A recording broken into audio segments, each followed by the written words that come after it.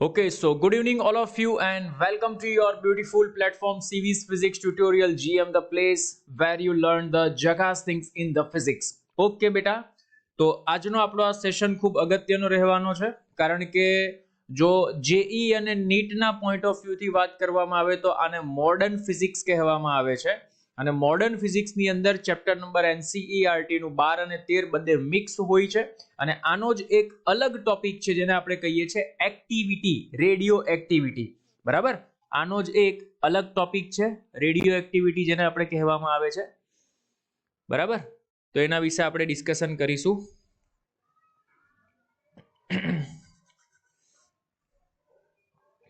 ચાલો, good evening. Radio activity બેટા એ second પાર્ટમાં લઈશું. આજે આપણે ડિસ્કશન કરવાના છીએ પરમાણુ અને ન્યુક્લિયસ વિશે. બરાબર, અને રેડિયો એક્ટિવિટી એ આખો એક અલગ પાર્ટ આપણે એનો લીધો છે જે પ્રમાણે રેફરન્સ બુકની અંદર આપ્યું છે એ રીતના. ઓકે, તો સૌપ્રથમ આપણે બધાને ખ્યાલ છે કે પરમાણુની શોધ જ્હોન ડાલ્ટને કરી હતી ઈસવીસન 1800 ને એપ્રોક્સિમેટલી ની વાત કરું તો 8 ની અંદર. જ્હોન ડાલ્ટનના મંતવ્ય મુજબ, ધ્યાનથી સમજજો, NCERT હોય તો બાજુમાં રાખજો. ડાલ્ટનને વાદ શું આપ્યો ભાઈ? કે દરેક પદાર્થ એ મૂળભૂત સંયોજનોનો બનેલો છે અને આ જે સંયોજન એને આપણે અણુ અથવા પરમાણુ કહીએ છીએ. અને ડાલ્ટને જ્યારે અણુ અથવા પરમાણુની શોધ કરી બેટા ત્યારે એટલો બધો ખુશ હતો કે એને એવું શોધી નાખ્યું કે પૃથ્વી પર સૌથી નાનામાં નાનો કણ કોણ છે ભાઈ? તો અણુ અથવા પરમાણુ છે જે અવિભાજ્ય છે, જેને આપણે તોડી શકતા નથી. આવો ડાલ્ટને વાદ આપ્યો. અને એની અંદર ધારો કે જુદા જુદા તત્વ છે ભાઈ, સમજજો અહીંયા ધ્યાનથી, કે એક જ તત્વના બધા જ પરમાણુઓ હોય, એક જ તત્વના બધા જ પરમાણુઓ છે તો તેના ભૌતિક અને રાસાયણિક ગુણધર્મ સમાન હશે, પરંતુ જુદા જુદા તત્વના ગુણધર્મો કેવા તમને જોવા મળશે? જુદા જુદા. તત્વ એક છે તો એક જ તત્વના ભૌતિક અને રાસાયણિક ગુણધર્મ તમને સમાન મળી શકે છે, પરંતુ જુદા જુદા તત્વના ભૌતિક અથવા રાસાયણિક ગુણધર્મ તમને કેવા જોવા મળશે? જુદા જુદા મળે છે. આ ડાલ્ટનનો સિદ્ધાંત, ડાલ્ટનનો વાદ જેને કહેવામાં આવે છે. હવે એના પછી આવે છે થોમ્સન, જે થોમ્સન, સુપર જબરજસ્ત, જે થોમ્સનનો નમૂનો આપણે કહીએ છીએ. તો આ ચેપ્ટરની શરૂઆત બેટા અહીંયાથી થાય છે, થોમ્સનના નમૂનાથી. બરાબર, ચેપ્ટર નંબર 12 અને 13 મિક્સ છે, પરમાણુઓ, જેના વિશે આજે આપણે ઇન્ટરેસ્ટિંગ ટોપિક ચર્ચા કરવા જઈ રહ્યા છીએ. તો ડાલ્ટને બેટા શું કીધું કે પરમાણુ સ્થાયી હોય છે અને વિદ્યુતની દ્રષ્ટિએ તટસ્થ છે. ડાલ્ટનની વાદની ચર્ચા કરું તો ભાઈ, બરાબર, ડાલ્ટનનો જે વાદ હતો, ડાલ્ટનનો વાદ, ડાલ્ટનના વાદ મુજબ શું કહી શકાય કે પહેલા તો એને એવું કીધું કે પરમાણુ અવિભાજ્ય છે. બરાબર, પરમાણુ અવિભાજ્ય છે. આવું કોણે કીધું ભાઈ? ડાલ્ટને કીધું. બીજું ડાલ્ટને શું કીધું ભાઈ? કે એક જ તત્વના, આ પણ એક સરસ મજાનો પોઈન્ટ છે, કે એક જ તત્વના બધા જ પરમાણુઓ, એક જ તત્વના બધા જ પરમાણુઓ ના રાસાયણિક અને ભૌતિક ગુણધર્મ સમાન હોય છે. રાસાયણિક અને કયા ગુણધર્મો ભાઈ? ભૌતિક ગુણધર્મો સમાન હોય છે. આવું હું નથી કહેતો ભાઈ, કોણે કીધું આવું? ડાલ્ટને કીધું. ભૌતિક ગુણધર્મ સમાન હોય છે. બરાબર, ડાલ્ટને આવી ધારણા પણ રજૂ કરી આપણી સાથે. ઓકે સર, બીજું શું કીધું સર ડાલ્ટને? કે જુદા જુદા તત્વના પરમાણુઓ હાઇડ્રોજનના બનેલા હોય છે. ડાલ્ટને બીજું શું કીધું ભાઈ? કે જુદા જુદા તત્વોના પરમાણુઓ હાઇડ્રોજનના બનેલા હોય છે. શાના બનેલા હોય છે? હાઇડ્રોજનના બનેલા હોય છે. આ પણ એક ધ્યાનમાં રાખજો, ઇન્ટરેસ્ટિંગ, જબરજસ્ત. બરાબર, બીજું એને શું કીધું ભાઈ? કે પરમાણુ સ્થાયી હોય છે અને વિદ્યુતની દ્રષ્ટિએ તટસ્થ હોય છે. પરમાણુ સ્થાયી હોય છે અને વિદ્યુતની દ્રષ્ટિએ તટસ્થ હોય છે. આવું કોણે કીધું ભાઈ? તટસ્થ હોય છે. આ ડાલ્ટનવાદ હતો, જે ખાલી આપણે યાદ રાખવાનું છે કે ભાઈ ડાલ્ટને આટલી માહિતી આપણે આપી હતી. એના પછી જે ચેપ્ટરની શરૂઆત થાય છે બેટા, જે થોમ્સનનું પ્લમ પુડિંગ મોડેલ, થોમ્સને જબરજસ્ત ઇન્ફોર્મેશન આપી, પણ નો ડાઉટ પાછળથી એ ફેલ ગઈ. થોમ્સને કીધું, શું કીધું ભાઈ? પ્લમ પુડિંગ, તરબૂચ જેવું મોડેલ છે કે તરબૂચની અંદર જે બીજ હોય છે એ બીજ ઇલેક્ટ્રોન છે અને બાકીનો બધો ભાગ જે લાલ કલરનો હોય છે એ ધન વિદ્યુત ભારિત હોય છે. એ કયું મોડેલ ભાઈ? થોમ્સનનું પ્લમ પુડિંગ મોડેલ. તો થોમ્સનનું પરમાણુ મોડેલ કેવું હતું ભાઈ? સમજ અહીંયા. તો થોમ્સનના પરમાણુ મોડેલની અંદર એવું હતું કે માની લે આ પરમાણુ છે, પરમાણુની અંદર નાના આ જે સીડ્સ, આને આપણે કહીએ છીએ બીજ. તરબૂચની અંદર જે બીજ હોય છે, આ બીજ છે એ ઇલેક્ટ્રોન છે, આ બીજ છે એ ઇલેક્ટ્રોન છે, અને બાકીનો જે લાલ રંગનો ભાગ હોય છે, માની લે ભાઈ આ લાલ રંગનો ભાગ હોય છે, આ લાલ રંગનો ભાગ એ ધન વિદ્યુત ભારિત, એટલે કે એને એવું કીધું કે આ ધન વિદ્યુત ભારિત હોય છે ભાઈ. આવું કોણે કીધું? થોમ્સને. પેલા તો માની પણ લીધું, ચાલો ભાઈ કે થોમ્સને જે રજૂઆત કરી એ રજૂઆત સાચી છે, પણ થોમ્સનની રજૂઆત અમુક જગ્યા પર ખોટી છે એવું સાબિત ક્યારે થઈ? કારણ કે થોમ્સન બેટા એ હાઇડ્રોજન વર્ણપટ વિશે કોઈ માહિતી આપી શક્યો નહીં. It is clear or not? મગજમાં ઘૂસે છે? આ થોમ્સનની ખામી કઈ હતી સર? તો થોમ્સન બેટા પરમાણુઓ વર્ણપટ આ નમૂના મદદથી સમજાવી શકાતો નથી. આ એની ખામી હતી ભાઈ. શું ખામી હતી? કે પરમાણુ વર્ણપટ આ નમૂના ની મદદથી સમજાવી શકાતો નથી. અહીંયા ફેલ ગયો ભાઈ. મગજમાં ઘૂસે છે? It is clear or not? Okay sir, બીજે ક્યાં ફેલ ગયો? તો આલ્ફા કણોનું પ્રકીર્ણન પણ આ ની મદદથી સમજાવી શકાતું નથી. બરાબર? કે આલ્ફા કણોનું પ્રકીર્ણન પણ સમજાવી શકાતું નથી.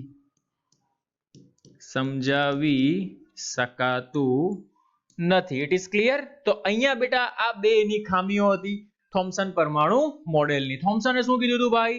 કે થોમ્સનના મોડેલ અનુસાર પરમાણુ એક સૂક્ષ્મ ગોળાકાર વિસ્તારમાં સમાંગ રીતે વિતરિત થયેલ ધન વિદ્યુત ભાર અને તેમાં છૂટા પણ ચોક્કસ રીતે ગોઠવાયેલા ઇલેક્ટ્રોન્સનો બનેલો હોય છે, અને આ એક તરબૂચ મોડેલ જેવું પણ કહે છે, એટલે આપણે એને વોટરમેલન મોડેલ પણ કહેવામાં આવતું હતું. બોલો, ઇટ ઇઝ ક્લિયર? પણ એની બે ખામીઓને કારણે એ શું થયું ભાઈ? ફેલ ગયું. બોલો એની પ્રોબ્લેમ સમજ પડે તો બોલો yes sir. Okay, done. Any problem? અચ્છા સર. હવે આ ફેલ ગયો તો કોણ આવ્યો સર? ભાઈ આ ફેલ ગયો ને તો રુથરફોર્ડ આવ્યો. બરાબર? આના પછી કોનું મોડેલ આવ્યું સર? તો રુથરફોર્ડનું મોડેલ આવ્યું. બરાબર? રુથરફોર્ડ. સર રુથરફોર્ડે શું કર્યું? ચાલ ભાઈ, રુથરફોર્ડે શું કર્યું એ આપણે સમજીએ. રુથરફોર્ડે શું કર્યું બેટા? એક આલ્ફા પાર્ટિકલનો સ્ત્રોત લીધો. માની લે આ રહ્યો, આ છે બેટા આલ્ફા કણનો સ્ત્રોત. બરાબર? ધ્યાનથી સમજજો, આ મોસ્ટ આઈએમપી. આને બેટા ગાઈગર માસ્ટર્ડ એક્સપેરિમેન્ટ પણ કહેવામાં આવે છે. બરાબર? કે રુથરફોર્ડના હાથની નીચે ગાઈગર અને માસ્ટર્ડ નામના બંને વૈજ્ઞાનિકોએ આ એક્સપેરિમેન્ટ કર્યો હતો. એટલે એવું પૂછે કે ભાઈ ગાઈગર માસ્ટર્ડ એક્સપેરિમેન્ટ આકૃતિ દોરીને સમજાવો, તો એ આ જ એક્સપેરિમેન્ટ છે. ગાઈગર માસ્ટર્ડે શું કર્યું બેટા, અથવા તો રુથરફોર્ડે શું કર્યું? આલ્ફા કણનો સ્ત્રોત લીધો. અચ્છા સર, આ આલ્ફા કણના સ્ત્રોતને લેડ બોક્સની અંદર પેક કરી દીધો. તો આ એક લેડનું બોક્સ છે, સીસાનું બોક્સ જેને આપણે કહીએ છીએ, એની અંદર એને પેક કરી દીધો. આ છે સીસાનું બોક્સ. અચ્છા સર, પછી એને શું કર્યું સર? તો પછી એને સીસાનો પડદો લીધો. કયો પડદો સર? સીસાનો પડદો. જો આ રહ્યો, આવી રીતના બેટા એક એને સીસાનો પડદો લીધો. અચ્છા સર, આ અને આ છે બેટા સીસાનો પડદો. આકૃતિના માર્ક્સ હોય એટલે વ્યવસ્થિત ડ્રો કરવાની ભાઈ. આ છે સીસાનો પડદો. અચ્છા સર, પછી એને શું કર્યું? તો બેટા પછી એને ગોલ્ડ ફોઇલ લીધી. સર ગોલ્ડ ફોઇલ એટલે સોનાની પાતળી વરખ. આ રહી જો, આ સોનાની પાતળી વરખ લીધી. બરાબર, સોનાની પાતળી વરખ, સોનાની પાતળી વરખ લીધી. મગજમાં ઘૂસે છે? It is clear or not? Done. સોનાની પાતળી વરખ એને લીધી. ઓકે, ચાલો હવે આગળ ચર્ચા કરવામાં આવે તો બેટા અહીંયા એને એક ઝિંક સલ્ફેટનો પડદો રાખ્યો. શું રાખ્યો એને? ઝિંક સલ્ફેટનો એક પડદો રાખ્યો. જો આ રહ્યો, આ ઝિંક સલ્ફેટનો પડદો રાખ્યો, જેને આપણે કહીએ છીએ ZnS નો પડદો. બરાબર. અને અહીંયા શું રાખ્યું સર એને? તો અહીંયા બેટા એક ડિટેક્ટર રાખ્યું કે જેની મદદથી એ ડિટેક્ટર કરી શકે. અને આ ડિટેક્ટર હોય બેટા એ પડદા પર આવી રીતના આમ ગોળ ગોળ ફરી શકે એવી રીતના એને રાખ્યું. બરાબર, કે જ્યાંથી આલ્ફા કણો એને દેખાય એટલે ફટાક કરતો એ આ ડિટેક્ટરની અંદર ડિટેક્ટ થાય. It is clear or not? મગજમાં ઘૂસે છે? એની પ્રોબ્લેમ? યસ સર, ફટાફટ. તો એને શું જોવા મળ્યું? મજાની વાત એ સમજો સર, શું જોવા મળ્યું તે? એને ભાઈ એવું જોવા મળ્યું કે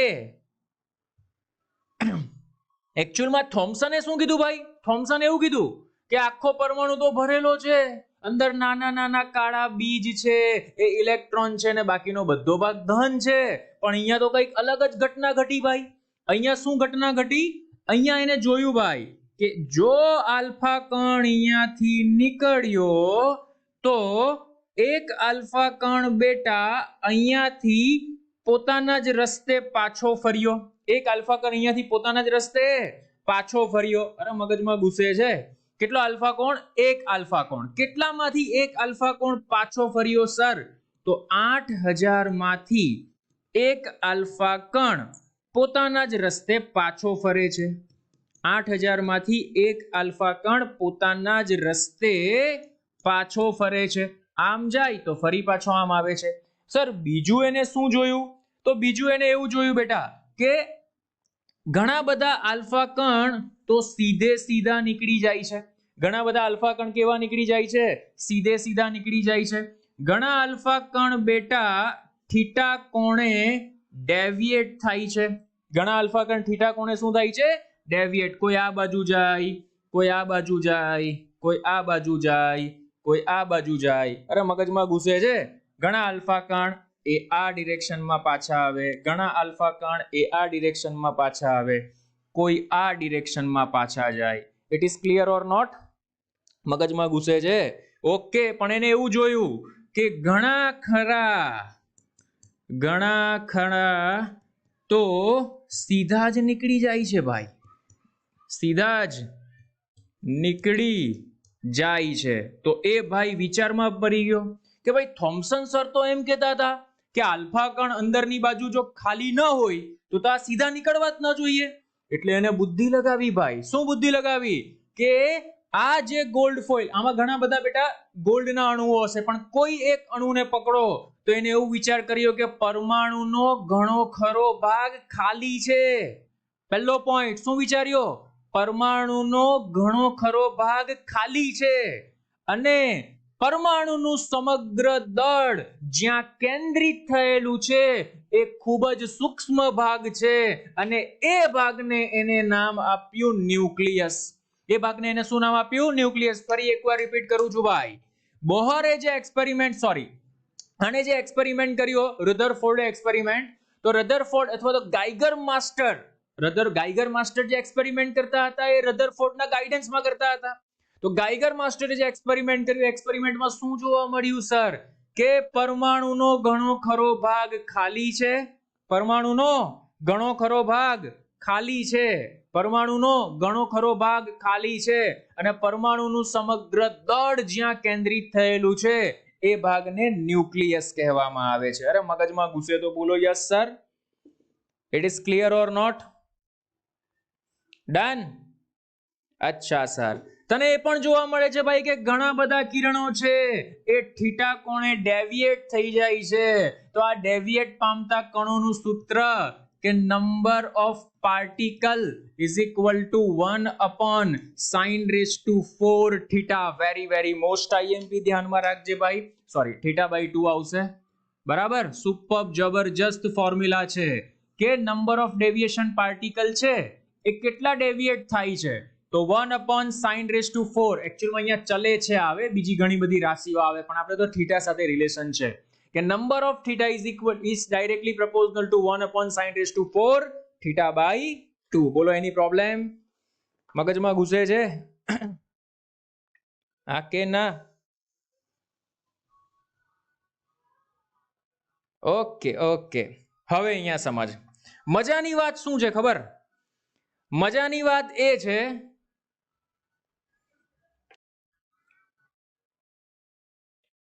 just a minute.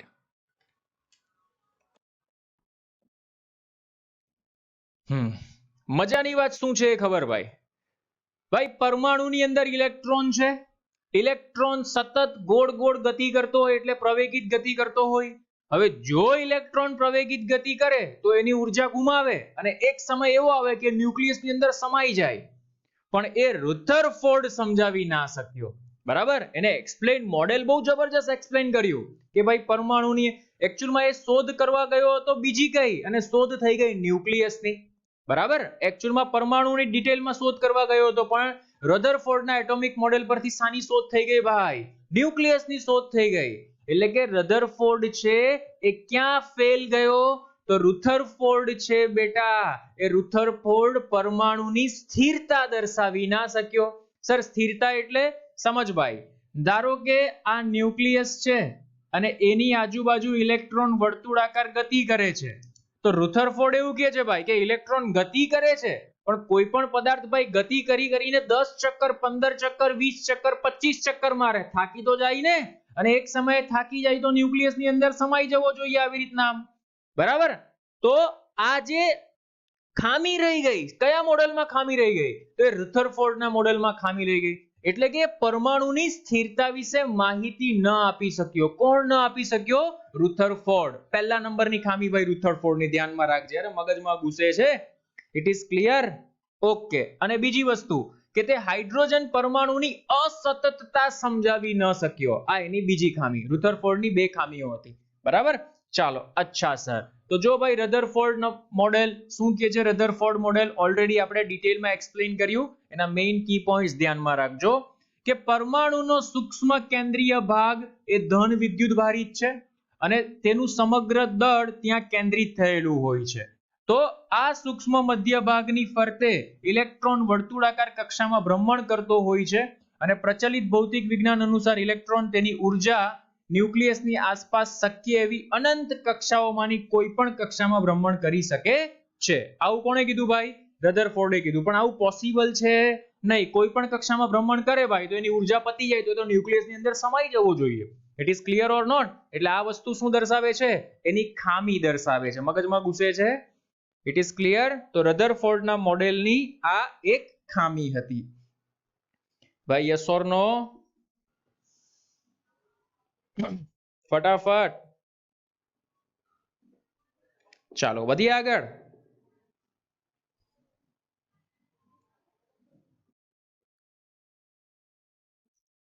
Okay, done. એના પછી આવો ભાઈ distance of closest approach. Very most IMP. બરાબર, માની લે આ આલ્ફા કણ છે. આલ્ફા કણ ભાઈ, આલ્ફા કણ એટલે આપણે પછી ખબર પડી એ હિલિયમ જ છે 2He4. બરાબર, અને આ ન્યુક્લિયસ છે. જો આ રહ્યો ન્યુક્લિયસને આપણે Ze વડે દર્શાવીએ છીએ અને આલ્ફા કણ પરનો વિદ્યુત ભાર છે એને 2E વડે દર્શાવીએ છીએ. બરાબર, તો આ આલ્ફા કણ બેટા અહીંયાથી જ્યારે આની સાથે કોલિઝન અથડાવા જાય છે તો ઓછામાં ઓછું અંતર કાપી એ ફરી પાછો આ દિશામાં આવી જાય છે.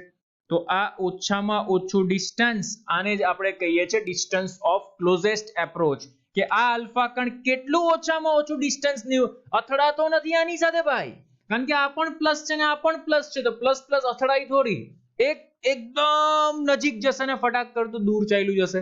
તો ઓછામાં ઓછું અંતર કેટલું કવર કરે છે? તો આ બેટા ઓછામાં ઓછું એનું અંતર છે. It is clear or not? મગજમાં ઘૂસે છે? Okay, very most IMP formula પૂછે તો આવડવું જોઈએ.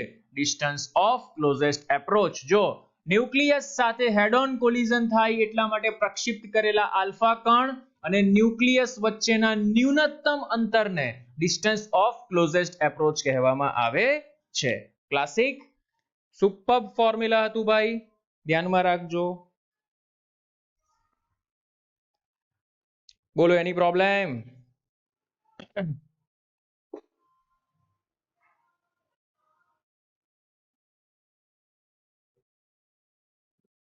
ઓકે, જલ્દી ફટાફટ.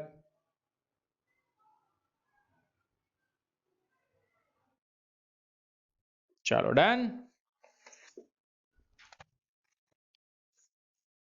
Okay, next. એના પછી છે બેટા ઇમ્પેક્ટ પેરામીટર. આ બી જબરજસ્ત ફોર્મ છે ભાઈ, કે આલ્ફા કણ ન્યુક્લિયસ થી દૂર હોય ત્યારે ગતિના પ્રારંભમાં આલ્ફા કણનો વેગ સદિશ, ભાઈ માની લે આ આલ્ફા કણ છે. કોણ છે ભાઈ? આલ્ફા કણ છે. અને માની લે આ ન્યુક્લિયસ છે. ન્યુક્લિયસને આપણે ZE વડે દર્શાવવામાં આવે છે, બરાબર? તો જો સમજ ભાઈ, આ આલ્ફા કણ અહીંયાથી આમ પણ જાય, આને આપણે પેરેલલ લાઈન હું ડ્રો કરી દઉં છું. આમ આવી રીતના આમ પેરેલલ લાઈન તમે ડ્રો કરી શકો છો. મગજમાં ઘૂસે છે? It is clear or not? Okay, તો બેટા એક જે એ આવી રીતના આમ 90 ડિગ્રી પર વળી જશે. ક્યાં વળી જશે? 90 ડિગ્રી પર. અરે મગજમાં ઘૂસે છે? ઓકે, એક જે હશે એ બેટા અહીંયાથી આમ વળી જશે. It is clear or not? પછી એની ઉપરનો હશે તે અહીંયાથી આમ વળી જશે, એની ઉપરનો હશે તે અહીંયાથી આમ વળી જશે. મગજમાં ઘૂસે છે? તો ઇમ્પેક્ટ પેરામીટર કોને કહેવાય? તો આ જે વેગનો સદિશ એનું આ લંબ અંતર છે ને, લંબ અંતર, આ લંબ અંતરને જ આપણે ઇમ્પેક્ટ પેરામીટર બી કહેવામાં આવે છે. જો કે આલ્ફા કણ ન્યુક્લિયસ થી દૂર હોય ત્યારે ગતિના પ્રારંભમાં આલ્ફા કણનો વેગ સદિશ, તો આલ્ફા કણનો વેગ સદિશ છે સદિશ v, એ ન્યુક્લિયસ થી ઓછામાં ઓછા જેટલા લંબ અંતરે હોય, માની લે ન્યુક્લિયસ થી ઓછામાં ઓછા જેટલા લંબ અંતરે હોય, આ ઓછામાં ઓછું લંબ અંતર, આ જ લંબ અંતરને શું કહેવામાં આવે છે? Impact parameter. એ બધું છોડ, most IMP formula impact parameter બી ચલે છે. cot θ/2 very most IMP MCQ માટે ધ્યાનમાં રાખજે. ઇમ્પેક્ટ પેરામીટર બી ચલે છે cot θ/2. ક્લાસિક, જબરજસ્ત, એક નંબરનો પોઈન્ટ હતો. બોલો, એની પ્રોબ્લેમ? અરે હા કે નતું? બોલો.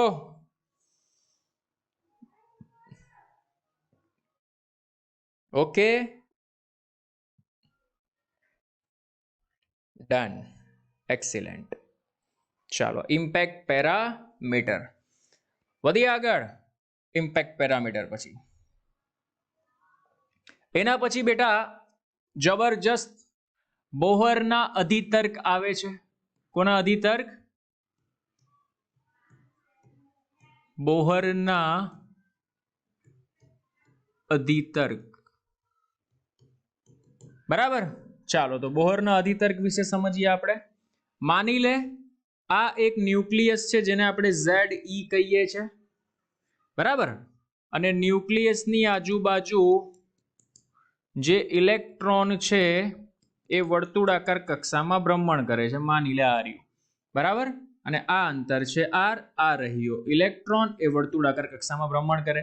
ભાઈ સિમ્પલ લોજિક, કે કોઈ પણ પદાર્થ, કોઈ પણ કણ વર્તુળાકાર કક્ષામાં ભ્રમણ કરે તો એક બળ લાગે mv²/r અને એને બેલેન્સ કોણ કરે તો બે કણ વચ્ચે તો અહીંયા વિદ્યુતીય બળ લાગે તો Fe બેલેન્સ કરે. તો મારે અહીંયા લખવું હોય તો હું શું લખી શકું ભાઈ? તો અહીં લખું છું કે ઇલેક્ટ્રોન જ્યારે વર્તુળાકાર કક્ષામાં ભ્રમણ કરે છે ત્યારે જરૂરી કેન્દ્રગામી બળ એ વિદ્યુતીય બળ પૂરું પાડે છે. આ ધ્યાનમાં રાખજે. માટે Fe = mv²/r. Very most IMP. માટે Fe = શું થાય તો સર 1/4πε0. Q1 એટલે ન્યુક્લિયસનો વિદ્યુતભાર જેને Ze કહેવામાં આવે છે. ઇલેક્ટ્રોન પરનો વિદ્યુતભાર એને E કહેવામાં આવે છે. છેદમાં એ બે વચ્ચેનું અંતર r² = mv²/r લખી શકાય. બોલો એની પ્રોબ્લેમ? r 1 ટાઈમ છમ થઈ જશે માટે લખી શકું કે mv² Z/E²/4πε0r. ક્લાસિક જબરજસ્ત એક નંબરનું ફોર્મ્યુલા ધ્યાનમાં રાખજે. બોલો એની પ્રોબ્લેમ? Okay, done. સુપર જબરજસ્ત ફોર્મ્યુલા છે ભાઈ. હાકે ના તો બોલો. ઓકે, ચાલો બીજું એને શું કીધું ભાઈ? સમજ કે ઇલેક્ટ્રોન જ્યારે વર્તુળાકાર કક્ષામાં ગતિ કરે છે ત્યારે એનું કોણીય વેગમાન શું ભાઈ? ત્યારે એનું કોણીય વેગમાન જેને આપણે કહીએ છીએ L. તો કોણીય વેગમાન L = બેટા લખી શકાય કે nh/2π. જ્યાં n = શું આવશે તો જ્યાં n = 0 1 2 3 ... અને બેટા L = તો mvr થાય, આપણે ખ્યાલ છે. માટે આવું લખી શકો કે mvr = nh/2π. જબરજસ્ત એક નંબર ફોર્મ્યુલા. અને સમીકરણ નંબર 1 આપી શકો છો અને સમીકરણ નંબર 2 આપી શકો છો.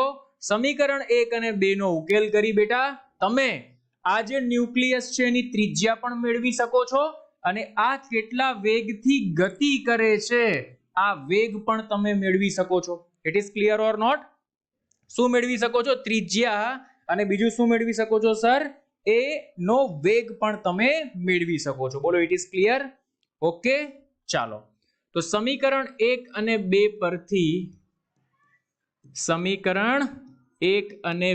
પરથી જે મને ત્રિજ્યા મળે છે r = વેરી મોસ્ટ IMP. ધ્યાનમાં રાખજે ભાઈ કે n²h²ε0/πme². સુપર ભાઈ. h² constant, ε0 constant, pi constant, m constant, e² constant. એટલે આ ધ્યાનમાં રાખજે કે n મી કક્ષાની ત્રિજ્યા ચલે છે r² થાય. Super formula. r ચલે છે n². Very most IMP. અહીંયા આપણે બેટા હાઇડ્રોજન એટમની વાત કરીએ છીએ. હાઇડ્રોજન માટે Z ની કિંમત 1 થાય. ન લખો તો ચાલે, બરાબર? હાઇડ્રોજન માટે Z ની કિંમત કેટલી થાય? 1 થાય. ન લખો તો ચાલે. અરે મગજમાં ઘૂસે છે એની પ્રોબ્લેમ? ઓકે સર, ચાલો પ્રથમ કક્ષાની ત્રિજ્યા જો બેટા બધી કિંમત મૂકીને તમારે જોઈએ તો આમ લખી શકાય કે પ્રથમ કક્ષાની ત્રિજ્યા એને લખી શકાય બેટા r1. તો r1 અહીંયા બેટા r1 શોધી શકો n ની કિંમત 1 મૂકીને h²ε0πme² કરીને. એનો આન્સર આવશે approximately 529 angstrom. Very most IMP. ધ્યાનમાં રાખજે ભાઈ 529 એંગસ્ટ્રોમ. ડન. સુપર.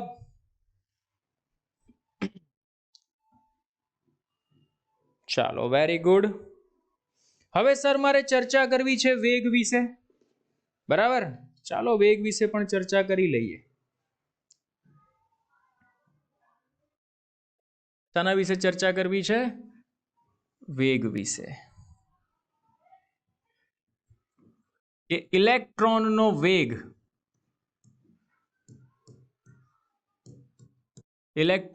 વેગ v બરાબર e² / 2nh/0. E square upon 2NH epsilon naught. હવે બેટા E અચળ, 2 અચળ, H અચળ, એપ્સાઇલોન નોટ અચળ માટે લખી શકે V ચલે છે 1/n. ક્લાસિક, સુપર્બ, જબરજસ્ત ફોર્મ્યુલા છે, ધ્યાનમાં રાખજે. V ચલે છે 1/n. બોલો એની પ્રોબ્લેમ? ફટાફટ સમજાઈ દો, બોલો યસ સર. ઓકે, ચાલો. એના પછી જો બેટા મારે ચર્ચા કરવી હોય તો આવર્તકાળ વિશે ચર્ચા કરું. શાના વિશે ચર્ચા કરું? આવર્તકાળ. સમજ ભાઈ. તો આવર્તકાળ એટલે સર t બરાબર 2πr અંતર ના છેદમાં ઝડપ. મજાની વાત સમજ ભાઈ. અંતર એ કોના વર્ગના સમપ્રમાણમાં છે? n². મજા આવી ગઈ સર. 2πm નો m અહીંયા લખી શકું n². v 1/n 1/n. તો જો મજાની વાત કે આવર્તકાળ ચલે છે n³ થાય. ક્લાસિક, જબરજસ્ત, એક નંબર. આવર્તકાળ ચલે છે n³ થાય. આવર્તકાળ ચલે છે n³ થાય. તો સર મારે આવૃત્તિ લખવી હોય તો શું લખી શકું? તો એ પણ બેટા સુપર્બ ફોર્મ્યુલા છે કે આવૃત્તિ ચલે છે 1/n³ થાય. આ બધા મોસ્ટ આઈએમપી ભાઈ. એમસીક્યુ માં એક એક કોન્સેપ્ટ કામ લાગશે. જો આ કોન્સેપ્ટ ક્લિયર હશે તો એમસીક્યુ ફટ ફટ ફટ સોલ્વ થઈ જશે. બોલો એની પ્રોબ્લેમ? અરે હા કે ના તો બોલો. It is clear or not? ફટાફટ.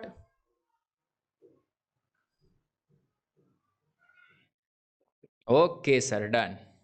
ચાલો સર, વેગમાન લખવું હોય તો વેગમાન. ભાઈ વેગમાનની ચર્ચા કરીએ. જો ખાલી વેગમાન, હે ભાઈ, ખાલી વેગમાન.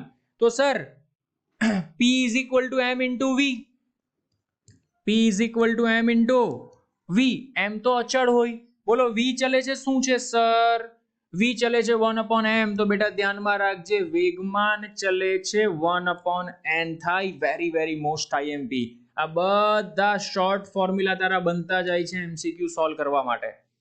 અરે હા કે ના બોલો. It is clear or not? Done. આવર્તકાળનું તો આપણે બનાવી લીધું, આવૃત્તિનું પણ બનાવી લીધું. કોણીય વેગમાન બેટા ધ્યાનમાં રાખજે, most IMP.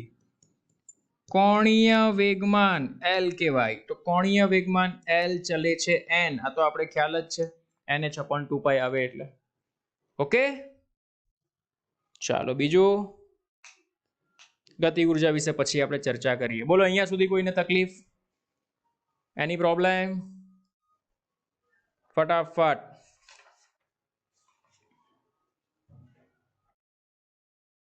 Okay sir, no problem. ચાલો, તો આ રહ્યો બેટા બોહરનો અધિતર્ક 1. શું કહે છે કે કોણીય વેગમાન h/2π ના પૂર્ણ ગુણાંકમાં હોય છે, જે આપણે ઓલરેડી ડિસ્કશન કર્યું કે L = nh/2π માટે mvr = nh/2π. આ ફોર્મ્યુલા ધ્યાનમાં રાખજો, મોસ્ટ આઈએમપી. બરાબર. h એ પ્લેન્ક કોન્સ્ટન્ટ છે, એની કિંમત આપેલી છે 6.26 × 10⁻34. mvr = nh/2π. ઓકે, n એ શું છે? મુખ્ય ક્વોન્ટમ નંબર છે. બોલો અધિતર્ક નંબર 1. અધિતર્ક 2 છે બેટા કે ઇલેક્ટ્રોન જ્યારે, આ એક સમજવા જેવો છે. સમજ ભાઈ. ધારો કે આ એક ન્યુક્લિયસ છે આપણી પાસે Ze. બરાબર. આ એની કક્ષાઓ છે. ઇલેક્ટ્રોન જે કક્ષામાં ભ્રમણ કરે આ કક્ષાઓ છે. બરાબર. આ રહી. તો ભાઈ બોહરે શું કીધું ખબર? જ્યાં રુથરફોર્ડ ફેલ ગયો ને ત્યાં બોહર હાઇડ્રોજન પરમાણુ માટે પાસ થઈ ગયો. ધારો કે અહીંયા ઇલેક્ટ્રોન ફરે છે, ધારો કે અહીંયા ઇલેક્ટ્રોન ફરે છે, ધારો કે અહીંયા ઇલેક્ટ્રોન ફરે છે. જો ઇલેક્ટ્રોન આ કક્ષામાંથી આ કક્ષામાં આવે તો શું કરે છે ભાઈ? તો એવું કહે છે કે એ ફોટોન સ્વરૂપે ઉર્જાનું ઉત્સર્જન કરે છે. ફોટોન સ્વરૂપે ઉર્જાનું શું કરે છે ભાઈ? ઉત્સર્જન કરે છે. આ ધ્યાનમાં રાખજે. ફોટોન સ્વરૂપે ઉર્જાનું શું કરે છે? ઉત્સર્જન કરે છે. Very very most IMP. Electron જો ઊંચી કક્ષામાંથી નીચી કક્ષામાં જાય તો એ ફોટોન સ્વરૂપે ઉર્જાનું શું કરે છે? ઉત્સર્જન કરે છે. અરે મગજમાં ઘૂસે છે. It is clear or not? તો બેટા આને ઉત્સર્જન વર્ણપટ કહેવાય. એવું જ જો એ આ કક્ષામાંથી આ કક્ષામાં જાય તો એવું કહી શકાય કે એ ઉર્જાનું શોષણ કરે છે. ઉર્જાનું શું કરે છે ભાઈ? શોષણ કરે છે. ઉર્જાનું શું કરે છે ભાઈ? શોષણ કરે છે. મગજમાં ઘૂસે છે? ઉત્સર્જન અને શોષણ કોને કહેવાય તે?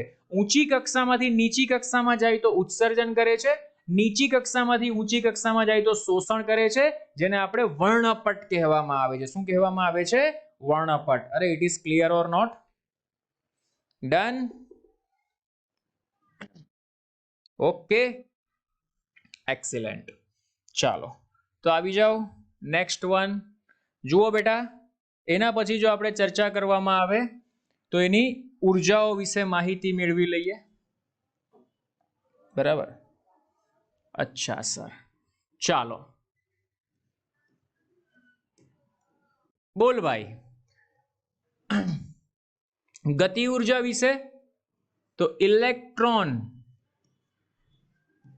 ની ગતિ ઉર્જા વિશે મારે માહિતી મેળવવી છે. ચાલજો, મજાની વાત સમજ. આ કોણ છે સર? ન્યુક્લિયસ છે. એની આજુબાજુ કોણ ફરે છે સર? ઇલેક્ટ્રોન ફરે છે. કઈ કક્ષામાં ફરે છે સર? વર્તુળાકાર કક્ષામાં ફરે છે. બોલો, બોહરનો પહેલો અધિતર્ક શું હતો? તો સર બોહરનો પહેલો અધિતર્ક એવો હતો કે mv²/r is equal two 1/4πε0 q1 q2 ના છેદમાં r². અચ્છા સર, આવો અધિતર્ક હતો. તો અહીંયાથી બેટા mv² ને કરતા બનાવો. r એક એક વાર છમછમ થઈ જતું હતું. તો ze² ના છેદમાં 4πε0. It is clear or not? તો અહીંયાથી બેટા આપણે ગતિ ઉર્જા મેળવી શકાય. કેવી રીતના સર? તો 1/2 વડે ખાલી ગુણાકાર કરી દો તો 1/2 mv². તો 1/2 અહીંયા પણ આવી જાય. માટે ze² ના છેદમાં 8πε0. ક્લાસિક, સુપર, જબરજસ્ત ફોર્મ્યુલા આપણે અહીંયા બનાવી દીધું. સર મારે હવે સ્થિતિ ઉર્જા જોઈતી હોય તો બેટા સ્થિતિ ઉર્જા વિશે પણ તું માહિતી મેળવી શકે. કેવી રીતના મેળવી શકું સર સ્થિતિ ઉર્જા વિશે માહિતી? તો જો ભાઈ, સ્થિતિ ઉર્જા માટે સ્થિતિ ઉર્જા U બરાબર 1/4πε0 q1 એટલે કે ZE, q2 એટલે કે -E ના છેદમાં r. મજા આવી ગઈ સર. માટે U is equal two -ZE² ના છેદમાં 4πε0 r. Great, super. સર કુલ ઉર્જા જોતી હોય તો જો ભાઈ, માટે કુલ ઉર્જા E બરાબર સ્થિતિ ઉર્જા વત્તા ગતિ ઉર્જા, એટલે કે આ બંનેનો સરવાળો કર. સરવાળો કરતા મને ખબર પડી કે કુલ ઉર્જા મળે છે -ZE² ના છેદમાં 8πε0 r. સર અહીંયાથી તો સુપર MCQ નીકળે. કયા સુપર MCQ નીકળે? જો ભાઈ, કે ગતિ ઉર્જા બરાબર, ભાઈ આ બંને વચ્ચેનો રિલેશન જોઈએ છે મારે. તો ગતિ ઉર્જા બરાબર માઈનસ કુલ ઉર્જા. આ પહેલો રિલેશન નીકળ્યો. બીજો રિલેશન નીકળ કે સ્થિતિ ઉર્જા બરાબર 2 ટાઈમ્સ કુલ ઉર્જા. આ બીજો રિલેશન નીકળ્યો. Very very most IMP. સમજ ભાઈ, તને એવું આપી દીધું કે કોઈ પરમાણુ છે એની કુલ ઉર્જા 3.4 ઇલેક્ટ્રોન વોલ્ટ છે, તો એની ગતિ ઉર્જા શોધો. તો ગતિ ઉર્જા -3.4 ઇલેક્ટ્રોન વોલ્ટ થાય. એની સ્થિતિ ઉર્જા શોધો. બરાબર, માઇનસ માઇનસ પ્લસ થઈ જાય. -3.4 કુલ ઉર્જા હોય તો +3.4, અને અહીંયા -3.4 ના ડબલ 6.8 સ્થિતિ ઉર્જા તમારી થઈ જશે. It is clear or not? એટલે કે જો તમને કુલ ઉર્જા આપેલી હોય તો એના પરથી તમે ગતિ ઉર્જા અને સ્થિતિ ઉર્જા શોધી શકો છો. અરે it is clear or not? Done? હા, અહીંયા આર આવે, આર લખતા ભૂલાઈ ગયો છે. બસ okay.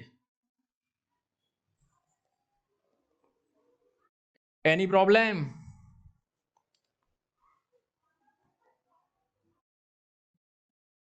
Okay sir, no problem. ચાલો, અહીંયા બેટા આ લાઇમન બામર એટલે કે હાઇડ્રોજન વર્ણપટ આવે તો અલગ અલગ શ્રેણીનું ઉત્સર્જન થાય, બરાબર? તો એના માટે ઇલેક્ટ્રોનની ઉર્જાનું બેટા એક સરસ મજાનું ફોર્મ્યુલા હતું. કયું ફોર્મ્યુલા હતું? કે nમી કક્ષામાં જો ઉર્જા હોય તો En ઇઝ ઇક્વલ ટુ, આ ધ્યાનમાં રાખજે, -m e⁴ ના છેદમાં 8n²h²ε0². આ nમી કક્ષામાં ઉર્જાનું સૂત્ર હતું કે ઇલેક્ટ્રોન nમી કક્ષામાં હોય તો nમી કક્ષામાં એની ઉર્જા કેટલી હોય? તો -me⁴ 8n²h²ε0. It is clear or not? Okay, તો આ nમી કક્ષામાં બેટા એનું ફોર્મ્યુલા હતું. હવે જો આગળ ચર્ચા કરવામાં આવે તો એના અધિતર્ક મુજબ આપણે જોયું કે ફોટોન સ્વરૂપે શું કરે છે? ઉર્જાનું શોષણ અને ઉર્જાનું ઉત્સર્જન કરે છે. It is clear? ઓકે, અચ્છા સર, તો હવે મારે સર આગળ ચર્ચા કરવી હોય તો હું કઈ રીતના ચર્ચા કરી શકું? તો જો આપણી પાસે આ ફોર્મ્યુલા છે જ. કયું ફોર્મ્યુલા સર? કે E2 - E1 is equal two hµ. E2 - E1 is equal two hµ. અહીંયા 2 આવે તો 2 નેગેટિવ આવે તો 1 પોઝિટિવ આવે. એટલે હું આને એવું લખી શકું. શું લખી શકું સર?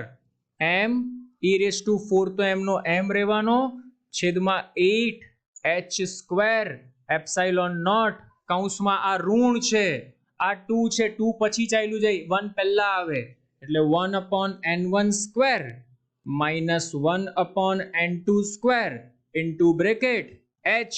બોલ મ્યુ છે તો mu is equal two c/λ થાય કે? મ્યુ ઇઝ ઇક્વલ ટુ શું થાય સર? c/λ.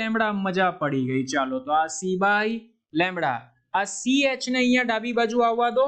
ક્લાસિક જબરજસ્ત ફોર્મ્યુલા બની ગયું. 1/λ ઇઝ ઇક્વલ ટુ me⁴ ના છેદમાં 8h³ into c into ε0 into bracket 1/n1² -1/n2². બોલો કોઈને તકલીફ હોય તો. ક્લાસિક જબરજસ્ત, એક નંબર. ઓકે, અહીંયા મારી એક મિસ્ટેક થઈ છે. અહીંયા ખાલી ε0 નહીં આવે, અહીંયા પણ ε0 નહીં આવે. બોલો done? Yes or no? C તો આવશે ભાઈ, સી નીચે આવી જાય. આને કહેવાય બેટા રીડબર્ગ કોન્સ્ટન્ટ. શું કહેવાય આને? રીડબર્ગ અચળાંક કહેવામાં આવે છે. માટે 1/λ ઇઝ ઇક્વલ ટુ r કૌંસમાં 1/n1² -1/n2². સુપર, જબરજસ્ત.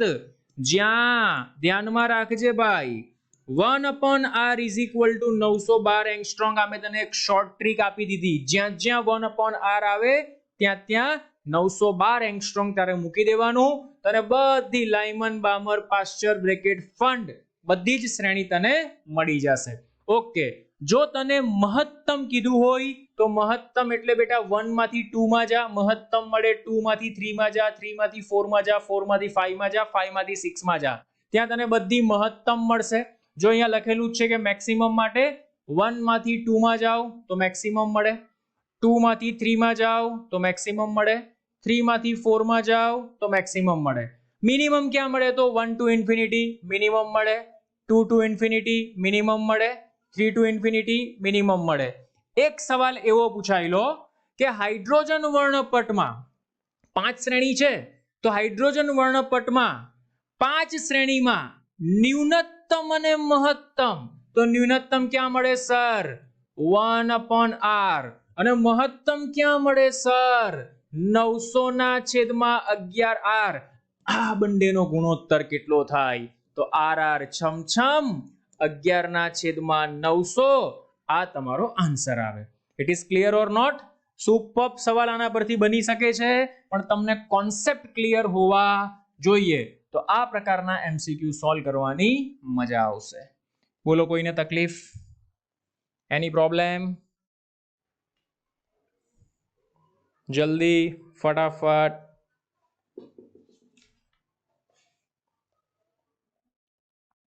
લાઇમન બામર બ્રેકેટ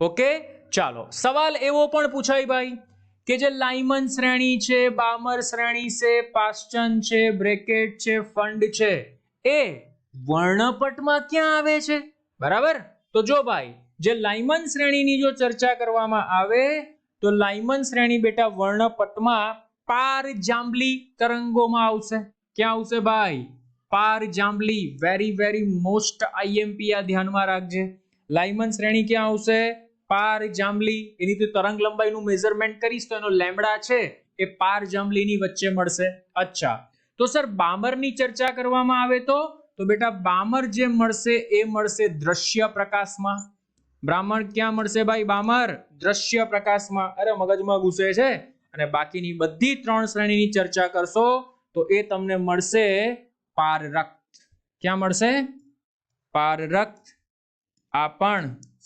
પારરક્ત આ પણ પારરક્ત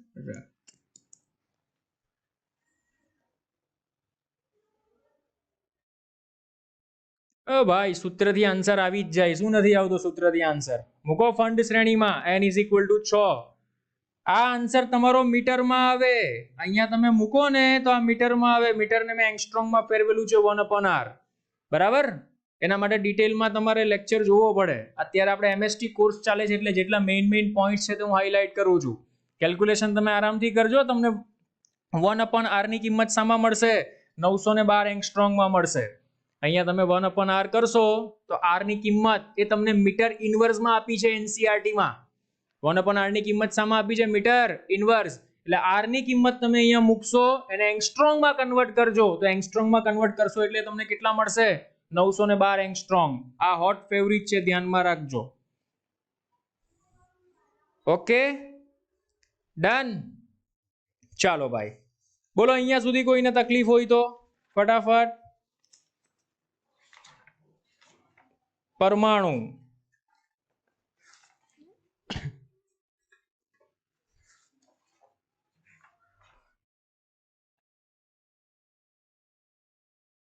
એની પ્રોબ્લેમ ઓકે ડન ચાલો તો આગળ વધીએ છીએ હવે પરમાણુથી નેક્સ્ટ પાર્ટ છે બેટા ન્યુક્લિયસ બરાબર રુથરફોર્ડ બેટા પરમાણુની શોધ કરતો હતો અને પરમાણુની શોધ કરતા કરતા એને શાની શોધ કરી નાખી ભાઈ ન્યુક્લિયસની શોધ કરી નાખી બરાબર તો ન્યુક્લિયસની શોધ કરતા કરતા એને શું દર્શાવ્યું બેટા તો ન્યુક્લિયસની શોધ કરતા કરતા એવું દર્શાવ્યું કે દરેક પરમાણુનો કેન્દ્રીય ભાગ છે દરેક પરમાણુનો કેન્દ્રીય ભાગ છે દરેક પરમાણુનો કેન્દ્રીય ભાગ છે એ જ કેન્દ્રીય ભાગને આપણે શું કહીએ છીએ ભાઈ ન્યુક્લિયસ કહેવામાં આવે છે રુથરફોર્ડના આલ્ફા કણના પ્રયોગ પરથી આ શોધાયું શાના પરથી એને શોધ્યું ભાઈ કે રુથરફોર્ડના આલ્ફા કણના પ્રયોગ પરથી આ એને શોધ્યું બરાબર શું શોધ્યું ભાઈ કે દરેક પરમાણુનો કયો ભાગ છે કેન્દ્રીય ભાગ છે મગજમાં ઘૂસે છે it is clear or not okay ચાલો બીજી વસ્તુ એને શું કીધી ભાઈ કે પ્રોટોન અને ન્યુટ્રોન ના સંયુક્ત ભાગને ન્યુક્લિયોન કહે છે પ્રોટોન અને ન્યુટ્રોનના સંયુક્ત ભાગને શું કહેવામાં આવે છે ભાઈ આ ધ્યાનમાં રાખજે નવો શબ્દ ન્યુક્લિયોન કહેવામાં આવે છે પ્રોટોન અને ન્યુટ્રોનના સંયુક્ત ભાગને ન્યુક્લિયોન કહે છે બોલો ક્લિયર તો સર પરમાણુને કેવી રીતના દર્શાવાય તો પરમાણુને બેટા દર્શાવાય x અહીંયા લખાય z અહીંયા લખાય a સર આ z શું દર્શાવે તો z દર્શાવે બેટા પ્રોટોન અથવા ભાઈ જેટલા પ્રોટોન હોય એટલા જ ઇલેક્ટ્રોન હોય અથવા આપણે શું લખી શકાય, પણ ન્યુક્લિયસની અંદર ઇલેક્ટ્રોન હોતો નથી. ન્યુક્લિયસની અંદર કોણ હશે? માત્ર અને માત્ર પ્રોટોન. એટલે આપણે આવું લખી શકાય કે પ્રોટોનની સંખ્યા શું દર્શાવે ભાઈ? પ્રોટોનની સંખ્યા. તો સર આ એ શું દર્શાવે? તો બેટા એ દર્શાવે પ્રોટોન વત્તા ન્યુટ્રોનની સંખ્યા. પ્રોટોન વત્તા ન્યુટ્રોનની સંખ્યા. તો સર મારા મગજમાં એક સવાલ આવ્યો, આ એ ને ન્યુક્લિયોન કહેવાય? યસ કહેવાય. કેમ? કારણ કે એની અંદર પ્રોટોન અને ન્યુટ્રોન બંને રહેલા છે, અને અહીંયા તો તમે કીધું કે પ્રોટોન અને ન્યુટ્રોન નું સંયુક્ત ભાગ એને આપણે ન્યુક્લિયોન કહીએ છીએ. અરે it is clear or not? Yes or no? બોલો જલ્દી ફટાફટ. ઓકે સર, ન્યુક્લિયોનની કુલ સંખ્યા એમ પણ તમે આને કહી શકો. કોની કુલ સંખ્યા ભાઈ? ન્યુક્લિયોન ની કુલ સંખ્યા.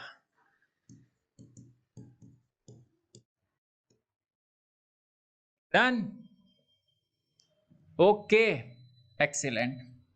ચલો આવી જાઓ ભાઈ. જુઓ અહીંયા ન્યુક્લિયોન, તો ન્યુટ્રોન અને પ્રોટોન નું સામાન્ય નામ ન્યુક્લિયોન છે. એટલે ન્યુક્લિયન બોલે એટલે સમજી જવાનું એની અંદર ન્યુટ્રોન પણ છે અને પ્રોટોન પણ છે. પરમાણુ ક્રમાંક કોને કહેવાય? તો તત્વના પરમાણુમાં રહેલા પ્રોટોનની સંખ્યાને પરમાણુ ક્રમાંક Z કહે છે, અને જેટલા પ્રોટોન હોય એટલા જ આપણે શું લઈએ છીએ? ઇલેક્ટ્રોન. પણ એ તો પરમાણુમાં હોય, ન્યુક્લિયસમાં ઇલેક્ટ્રોન હોતા નથી. આ ધ્યાનમાં રાખજો. પરમાણુ દળાંક કોને કહેવાય? તો તત્વના પરમાણુના ન્યુક્લિયસમાં રહેલા ન્યુક્લિયોનની સંખ્યા. ન્યુક્લિયોન એટલે ન્યુટ્રોન પ્લસ પ્રોટોન. ન્યુક્લિયોનની સંખ્યાને પરમાણુ દળાંક એ કહેવામાં આવે છે. બરાબર? ન્યુટ્રોન અને પ્રોટોનની સંખ્યાનો સરવાળો કરો એટલે A = Z + N થશે. તમારે ન્યુટ્રોન શોધવો છે તો સીધી વાત છે ભાઈ. તો આ X = આપણે શું લખીએ છીએ? અહીંયા લખીએ છીએ Z, અહીંયા લખીએ છીએ સોરી એવું લખીએ છે ને, Z અને A. બરાબર? તો તમને એમ પૂછે ભાઈ કે ન્યુટ્રોનની સંખ્યા કેટલી? તો મારે ખાલી ન્યુટ્રોન જોઈએ છે. તો ન્યુટ્રોનની સંખ્યા A માંથી Z ને બાદ કરી નાખો તો આટલા તમને ન્યુટ્રોન મળશે. પ્રોટોન કેટલા? તો પ્રોટોનની સંખ્યા તમને મળશે ઓન્લી Z. આને આપણે પ્રોટોન કહીએ છીએ. ઇલેક્ટ્રોન, તો ઇલેક્ટ્રોન પણ Z જ હશે, પણ ન્યુક્લિયસમાં ઇલેક્ટ્રોનનું કોઈ કામ છે નહીં. બોલો ડન? It is clear? ફટાફટ, ફાસ્ટ. Okay done. ચાલો એના પછી સુપરભાઈ, સમસ્થાનિકો કોને કહેવાય? બરાબર? તો બેટા સમસ્થાનિકો સમદળીય અને સમન્યુટ્રન એટલે કે સમસ્થાનિકો કોને કહેવાય? તો જો શોર્ટમાં હું અહીંયા તમને લખી દઉં છું કે સમસ્થાનિકો જેમાં Z સમાન હોય. કોણ સમાન હોય ભાઈ? Z. કે જે પરમાણુઓ માટે પરમાણુ ક્રમાંક Z સમાન હોય, એ ગમે તે હોય એનાથી કઈ ફરક પડતો નથી. Z સમાન હોય તો એને આપણે સમસ્થાનિક એટલે આઇસોટોપ્સ કહેવામાં આવે છે. બોલો ઇટ ઇઝ ક્લિયર? ઓકે. પછી આવશે બેટા સમદળ. સમદળીય કોને કહેવાય? બરાબર? તો સમદળીય, તો એને પણ શોર્ટમાં લખી શકો ભાઈ કે જેના A સમાન હોય. શું સમાન હોય? A સમાન હોય. A એટલે એની અંદર ન્યુટ્રોન અને પ્રોટોનની સંખ્યા સમાન હોવી જોઈએ. જો સમદળીય મગજમાં ઘૂસે છે, સમદળીય આર્યુ આઇસોબાર જેને કહેવાય, કે જે પરમાણુમાં A એટલે કે ન્યુક્લિયોનની સંખ્યા સમાન હોય પરંતુ Z અસમાન હોય તો ચાલે. અહીંયા બે એક્ઝામ્પલ મેં આપેલા છે, 82, 83 bismuth 214. It is clear? Okay. અને એના પછી લાસ્ટ છે આઇસોટોન. આઇસોટોન એની અંદર જ છે, ન્યુટ્રોન સમાન હોવા જોઈએ. બરાબર? એને કહેવાય સમન્યુટ્રોનીય. સમન્યુટ્રોનીય. આ ભાઈ એમસીક્યુ માટે મોસ્ટ આઈએમપી બોર્ડમાં ધ્યાનમાં રાખજો. શું સમાન હોય? એમાં ન્યુટ્રોન સમાન હોય. શું સમાન હોય ભાઈ? ન્યુટ્રોન. એટલે તમે એમ કહી શકો કે A - Z સમાન હોવા જોઈએ. It is clear or not? સમસ્થાનિક, સમદળીય, આઇસોટોન, આ ત્રણ વસ્તુ ધ્યાનમાં રાખજો. સમસ્થાનિક, સમદળીય, આઇસોટોન. બોલો ડન? Any problem? સમજાય તો બોલો યસ સર, ફટાફટ.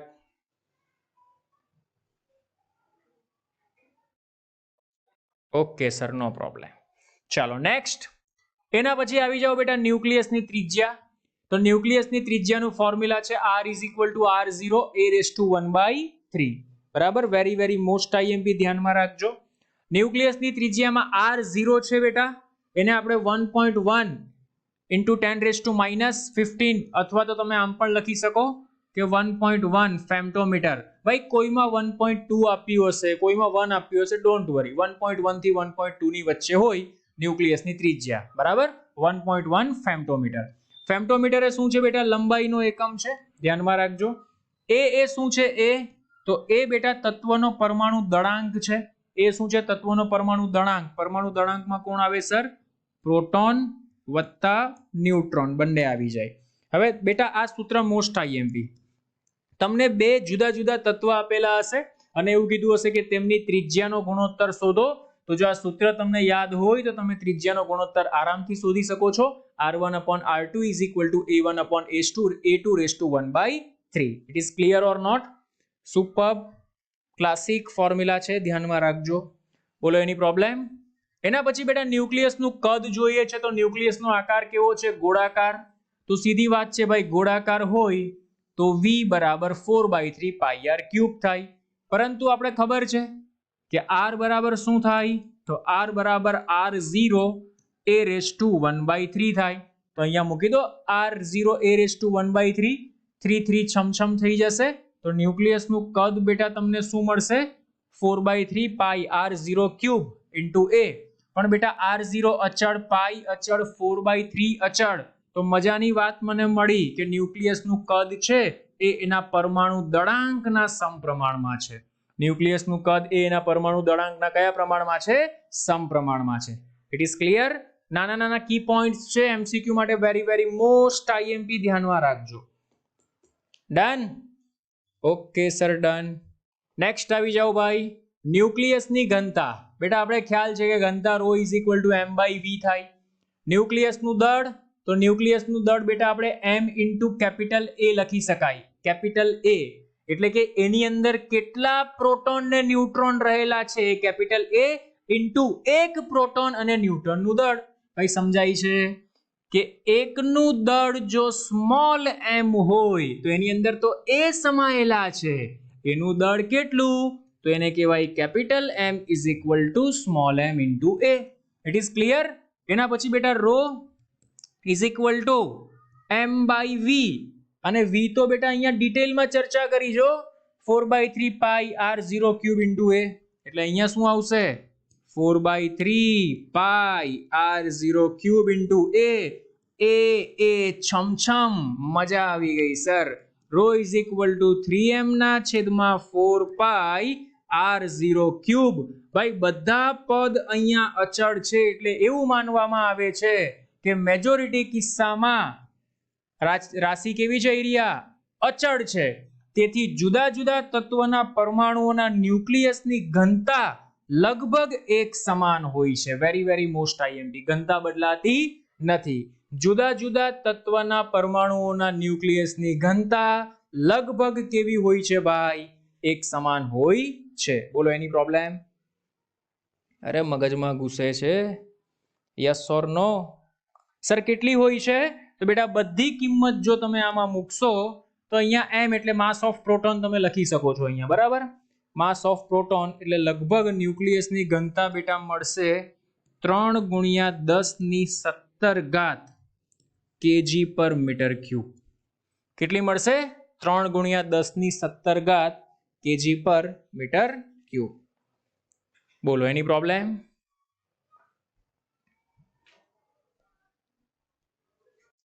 ડન? જલ્દી ફટાફટ.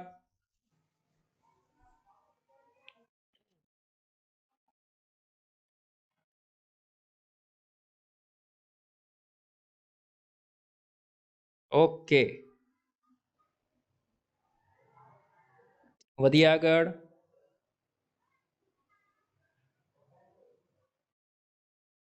ઓકે સર, ચાલો નેક્સ્ટ, દળનો એકમ.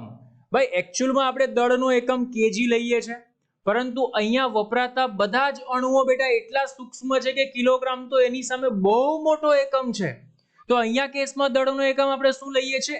AMU લેવામાં આવે છે, એટોમિક માસ unit.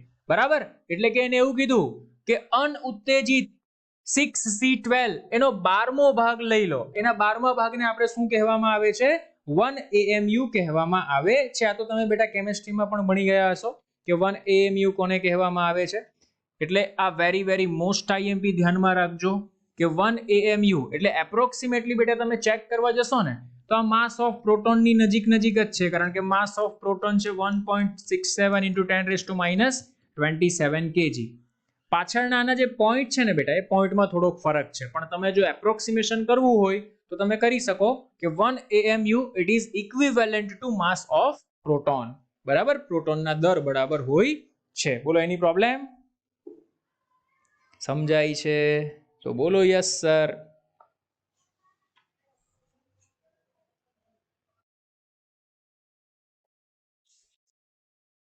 Okay sir, no problem. Done. Okay ચાલો, હવે છે બેટા ન્યુક્લિયસની દળ ક્ષતિ. આ જબરજસ્ત છે, સુપર ટોપિક છે. ભાઈ ન્યુક્લિયસ બે રીતના બને. સર કઈ રીતના બને?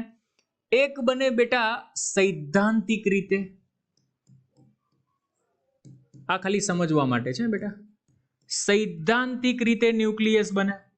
અચ્છા સર સૈદ્ધાંતિક રીતે ન્યુક્લિયસ બનાવવું છે, બનાવી દો મને. ચાલો, કેવી રીતના સૈદ્ધાંતિક રીતે ન્યુક્લિયસ બને? જો ભાઈ માની લે ન્યુક્લિયસ એટલે શું?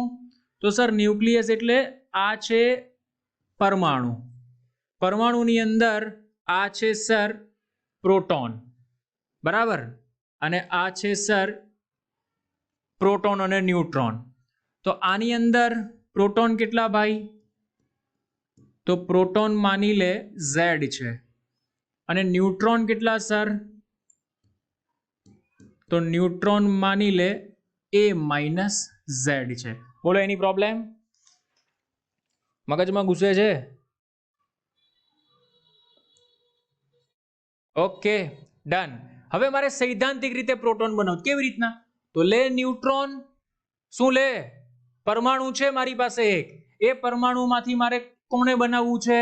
તો એ પરમાણુમાંથી મારે બેટા ન્યુક્લિયસ બનાવવું છે. તો હું શું કરીશ કે પરમાણુમાંથી જો મારે ન્યુક્લિયસ બનાવવું હશે તો બે રીતના બનાવી શકું. મેથડ નંબર 1, ન્યુટ્રોન લો, પ્રોટોન લો, બંનેના દળનો સરવાળો કરો. મજા આવી ગઈ સર. ચાલો, માટે ન્યુક્લિયસ મારે બનાવવું હોય તો બેટા જો મેં શું લીધું? ન્યુટ્રોન, એટલે કે Z into mass of proton. કેટલા પ્રોટોન છે? Z પ્રોટોન છે, વત્તા A-Z આટલા ન્યુટ્રોન છે ઇન્ટુ માસ ઓફ ન્યુટ્રોન. બંનેને મિક્સ કરો, બની ગયો ન્યુક્લિયસ મારો. બંનેને મિક્સ કર્યું એટલે શું બની જશે ભાઈ? ન્યુક્લિયસ બની જશે. મગજમાં ઘૂસે છે. મેં ન્યુક્લિયસ બનાવી દીધો. શું બનાવી દીધો ભાઈ? ન્યુક્લિયસ. આ કઈ વેલ્યુ છે? સૈદ્ધાંતિક વેલ્યુ છે. પ્રાયોગિકમાં શું હશે ભાઈ? તો બેટા પ્રાયોગિકમાં તમને ડાયરેક્ટ ન્યુક્લિયસનું દળ આપી જ દીધું હશે કે ભાઈ આ ન્યુક્લિયસનું દળ માની લે ધારો કે m છે. તો આ દળ ક્ષતિ ક્યારે જોવા મળી? તો આઇન્સ્ટાઇન E=mc² ના ફોર્મ્યુલા મુજબ બેટા આ લોકોને જોવા મળ્યું કે સૈદ્ધાંતિક મૂલ્ય એ પ્રાયોગિક મૂલ્ય કરતા વધારે છે. એટલે કે ડેલ્ટા m આ મૂલ્યમાંથી આ મૂલ્યને બાદ કરો એટલે Z ઇન્ટુ MP વત્તા A-Z ઇન્ટુ Mn. બરાબર, આ આખું સૈદ્ધાંતિક મૂલ્ય આપણું થયું. એમાંથી કોને બાદ કરી દો? માઇનસ પ્રાયોગિક મૂલ્યને બાદ કરી દો. જો આ રહ્યું ભાઈ મજાની વાત. ઓકે, m એ શું છે? તો ન્યુક્લિયસનું દળ જે તમને આપેલું હોય ભાઈ, અને પ્રાયોગિક કહેવાય. સૈદ્ધાંતિક એટલે તમે આ મેળવેલું. આ બંનેમાંથી જોવા મળે છે ભાઈ બંને દળ સરખા મળતા નથી. દળ ગુમ થઈ ગયું. એકચ્યુઅલમાં આપણે તો ઉર્જાનું સંરક્ષણનું નામ સાંભળેલું, અહીંયા તો દળ બેટા ખવાઈ ગયું. ક્યાં ખવાયું? તો ન્યૂટન એવું વિચાર કર્યો કે ભાઈ સીધી વાત જો એક સાદું સમજવા માટે એક એક્ઝામ્પલ તમને આપું છું. ધારો કે બેટા આ પેંડા બનાવવા છે, તો પેંડા બનાવવા માટે આપણે શું બનાવીએ? માવો બનાવીએ. ધારો કે માવો 2 kg છે. તો પેંડા 2 kg જ બનવાના? ના ભાઈ, પેંડા 2 kg ન બને. પેંડા કદાચ 1 kg 800 ગ્રામ બને. તો બાકીના સર 200 ગ્રામ ક્યાં ગયા? તો એ 200 ગ્રામ બેટા જે પેંડા બનાવો ને એમાં અમુક માવો વેસ્ટ થઈ જાય કે નહીં, આજુબાજુ લેયર બનાવવામાં યુઝ થઈ જાય. It is clear or not? એટલે કે જેટલું દળ છે એ બધું દળ ઉપયોગમાં ન લેવાય, એને આપણે કહીએ છીએ દળ ક્ષતિ. તો અહીંયા દળ ક્ષતિનું ફોર્મ્યુલા શું બને છે? Z mass of proton and mass of neutron minus total M, એને સબસ્ટ્રેક્ટ કરી નાખો, એને આપણે કહીએ છીએ દળ ક્ષતિ. બોલો, it is clear or not? અરે હા કે ના તો બોલ. દળ ક્ષતિ સમજમાં આવ્યું? ફટાફટ.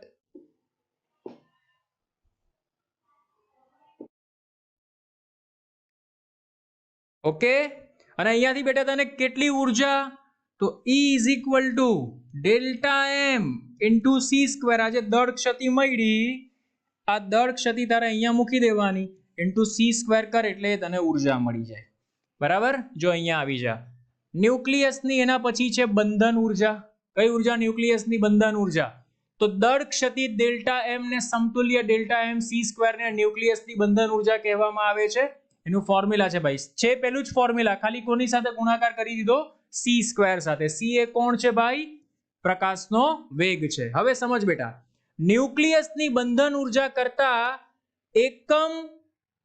એકમ પરમાણુ દળાંક દીઠ બંધન ઉર્જા વધારે અગત્યની છે. જે ન્યુક્લિયસમાં આ કિંમત વધારે એ ન્યુક્લિયસ વધારે સ્થાયી. સમજજે ભાઈ, જેની બંધન ઉર્જા વધુ એ સ્થાયી નથી ભાઈ, એ સ્થાયી નથી. સ્થાયી કોણ છે સર? બંધન ઉર્જા પર ન્યુક્લિયોન વધુ એ સ્થાયી છે. આ ધ્યાનમાં રાખજે, વેરી વેરી મોસ્ટ આઈએમપી. બંધન ઉર્જા વધારે એ ન્યુક્લિયસ સ્થાયી એ જરૂરી નથી, પણ એકમ ન્યુક્લિયોન દીઠ બંધન ઉર્જા જેની વધુ એ ન્યુક્લિયસ વધારે સ્થાયી. એમસીક્યુ માટે મોસ્ટ આઈએમપી ભાઈ યાદ કરીશ, આવશે એટલે મને મગજમાં ઘૂસે છે. ઓકે ડન બેટા, યાદ રાખજે, very very most IMP. 27Fe56 વધુ સ્થાયી છે, વધુ સ્થાયી છે. બરાબર? 27Fe56 વધુ સ્થાયી છે. બોલો, એની પ્રોબ્લેમ? ડન. ચાલો, એના પછી છે બેટા ન્યુક્લિયર ફ્યુઝન, ન્યુક્લિયર વિખંડન જેને કહેવામાં આવે છે. બરાબર? વિખંડન, તૂટવું જેને આપણે કહીએ. એટલે કે જો ભારે ન્યુક્લિયસ કોઈ બે ન્યુક્લિયસમાં વિભાજિત થાય તો ઉર્જાનું ઉત્સર્જન કરે છે. આ પ્રક્રિયાને ન્યુક્લિયર ફ્યુઝન કહેવામાં આવે છે. ન્યુક્લિયર ફ્યુઝન, ફ્યુઝન એટલે જોડાણ. જો અમુક હલકા ન્યુક્લિયસોને સંલગ્ન કરી મોટું ન્યુક્લિયસ રચી શકાય તો ઉર્જાનું ઉત્સર્જન થાય છે. આ પ્રક્રિયાને ન્યુક્લિયર ફ્યુઝન કહેવામાં આવે છે. બરાબર? ધ્યાનમાં રાખજો, ન્યુક્લિયર સંલયન એટલે ભેગું થવું, વિખંડન એટલે છૂટું પડવું. બંને કેસમાં બેટા ઉર્જાનું ઉત્સર્જન થાય છે. આમાં જોડાણ કરવું પડે છે, આમાં વિખંડન એટલે કે છૂટા પડવું પડે. છૂટા ક્યારે પડે બેટા? એકદમ હાઈ ન્યુક્લિયસ છે, એનર્જી એની ખૂબ અસ્થાયી ન્યુક્લિયસ છે. બરાબર? ધારો કે લઈ લે થોરિયમ, યુરેનિયમ. યુરેનિયમ અસ્થાયી છે, તો અસ્થાયી યુરેનિયમ સ્થાયી બનાવવા માટે શું કરે છે ભાઈ? પોતાનામાંથી હિલિયમને છૂટો પાડે છે. સપોઝ લઈ લે 92 છે તો હિલિયમને છૂટો પાડે, 2He4 બનાવે. બરાબર? અને થોરિયમ બની જાય. તો અસ્થાયી હતો, અસ્થાયીમાંથી કેવો બની ગયો? સ્થાયી બની ગયો. તેને આપણે કહીએ છીએ વિખંડન. It is clear? વિખંડન અને સંલયન આ બે પ્રક્રિયા આની અંદર આવે. બોલો, ક્લિયર? Any problem? તો ન્યુક્લિયર વિભંજન અને ન્યુક્લિયર સંલયન બેટા આ એનો તફાવત છે, યાદ રાખજો. જો પૂછાય પરીક્ષામાં તો તમને આવડવો જોઈએ. બરાબર? Okay sir, done.